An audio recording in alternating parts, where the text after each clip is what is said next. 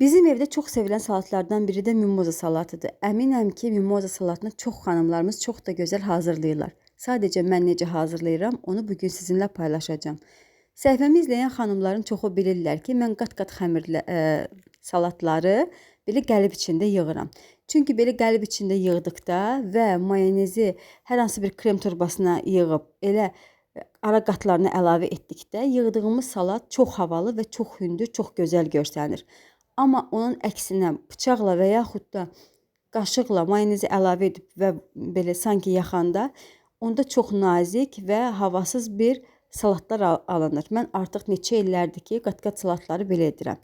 Necə edirik? Əvvəlcə boşqabın yəni ən alt hissəsini mayonezləyirik. Siz istəsəz mayonezlə xamanı qata da bilərsiniz. Mən sırf mayonezi sevirəm.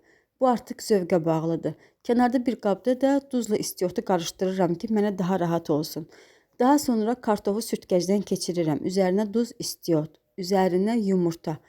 Yenə də duz, istiot. Təbii ki, aralarına mayonez çəkmək şərti ilə.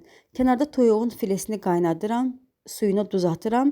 Pişdikdən sonra əlimdə didirəm və çörkadan keçirdiyimiz yumurtanın üzərinə, mayonezlənmiş yumurtanın üzərinə toyuğun filesini əlavə edirəm. Üzərinə istiot, mayonez, kök, qaynatdığımız kökü çörkadan keçirirəm, duz, istiot, mayonez və ən son hissəsinə Holland pendiri əlavə edirəm. Bildiyiniz kimi belə salatlara əriməyən Holland pendiri lazımdır, yəni sırf salat üçün. Vəssalam, 2-3 saat soyuducuda saxlasaz əla olar. Bugün isə məndən bu qədər. Hələlik.